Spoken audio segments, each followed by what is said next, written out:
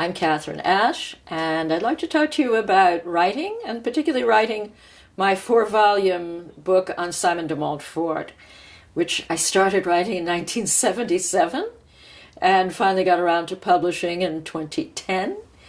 I started it, I was writing another book, and which had to do with Salisbury in 1258 in England. I thought I should find out what was happening in English history at that time.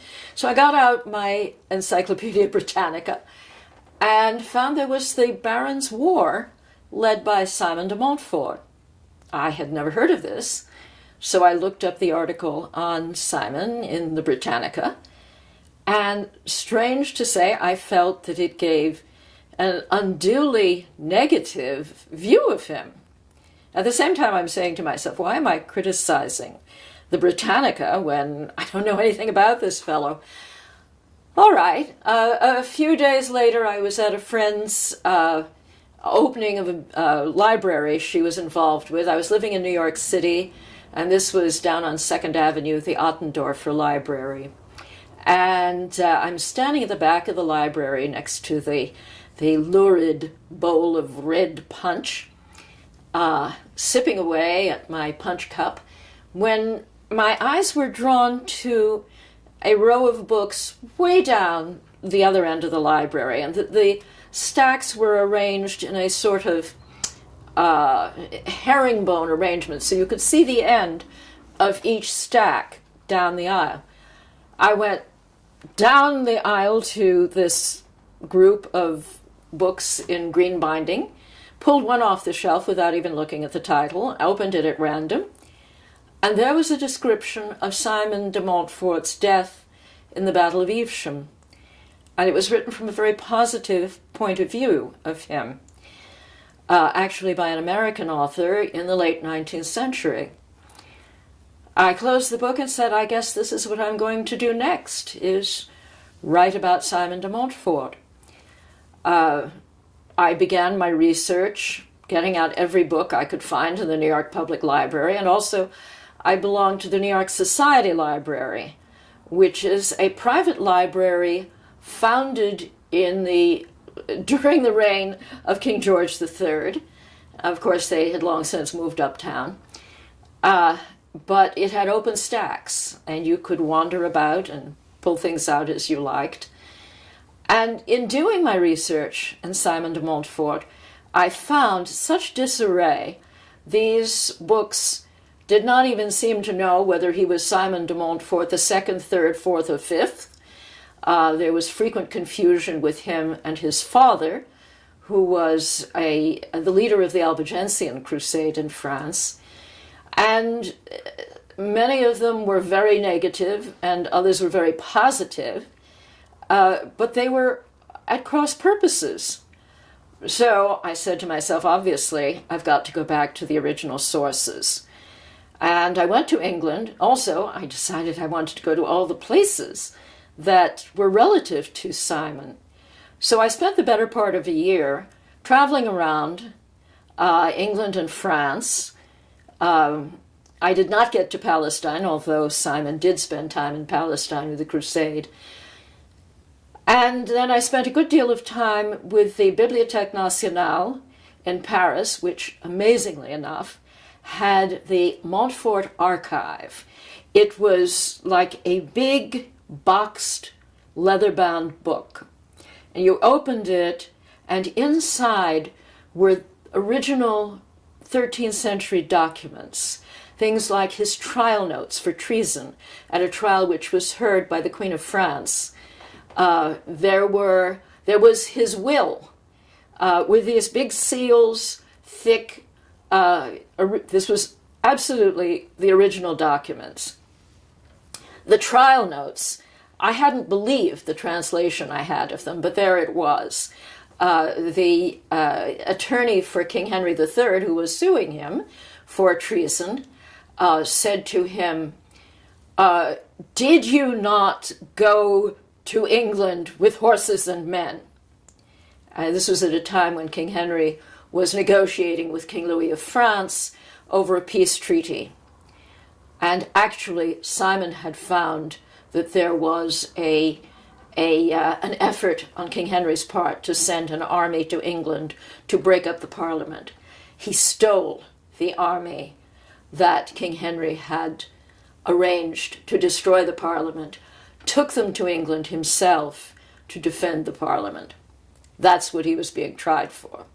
So when he was asked, "Did you not go with horses and men?" That's what was being talked about. And Simon answered, "Well, I always travel with horses and men." And when the attorney said, "Did you not go without informing the king of where you were going and obtaining his permission?" And Simon said, "I didn't feel the need, as I was going where he ought to have been going, to meet with the Parliament." These documents were awe-inspiring, and there I had these ancient vellum and parchment works right in my own hands. I went from Paris over to London, to the British Library and to the Public Record Office, where there were many more documents. And then using the chronicles of the period, and particularly the Chronicle of Matthew Paris, which gives the weather reports from day to day, as well as certainly what Simon de Montfort was doing, who was a friend of the monk who was keeping the chronicle. I built the story of Simon de Montfort from his arrival in England to his death. And it took me from 1977 to 1985 to do the first draft. I took it to my agent, who immediately ran off with it to a publisher and came to me with a contract with Playboy Press. I said, "Why ever Playboy Press?" And he said, "Well, they pay the most."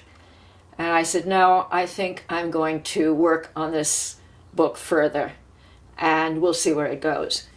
What I found after that, actually that was in 1978 with my agent, and I had the first chapters in an outline, and I took it back and went on with further work. By 1985, the book went by my agent to many trade publishers who loved the book but said, "You have to change the main character to a woman." Well, I was working with the Institute for Medieval and Renaissance Studies of the City University of New York, which was founded by Madeline Cosman. When Madeline heard this, she let out a terrific laugh, saying, "We'll just call him Simon de Montfort." I was not willing, of course, to make these changes. It was not a woman who founded Parliament, and that was the core of the story, was the creation of Parliament and why Simon was in a position to want to do it and to be able to do it. Nor were there any women in a position to be able to tell the whole story.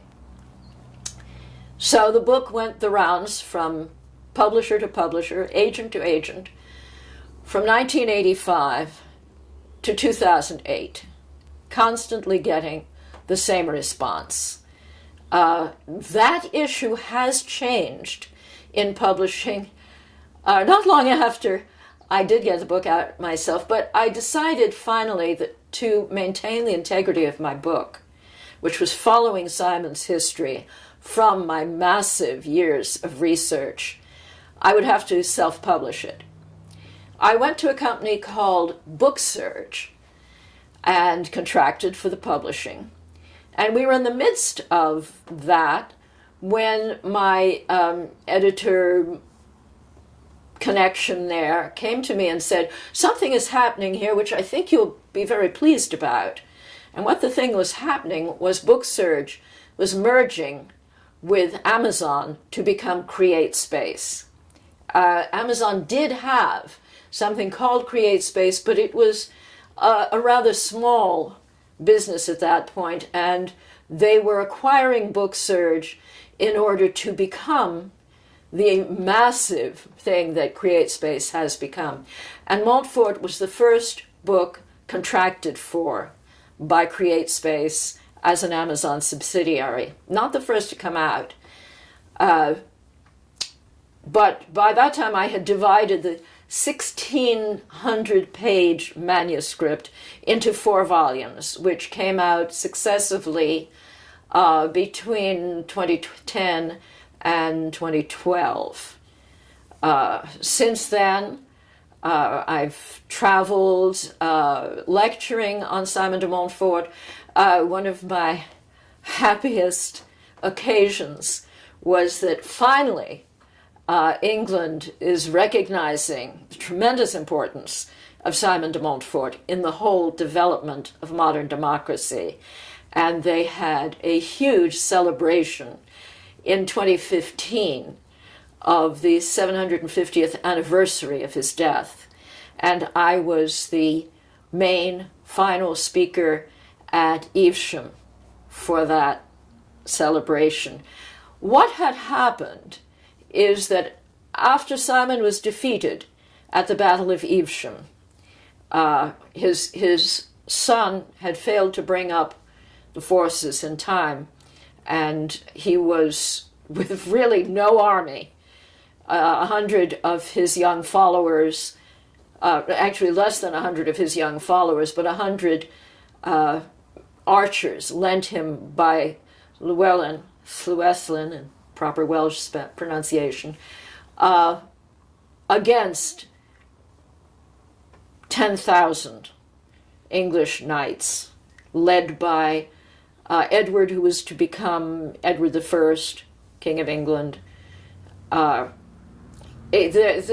Simon ordered his followers to flee when he saw they were being surrounded, and they refused to flee and went with him and were almost all killed.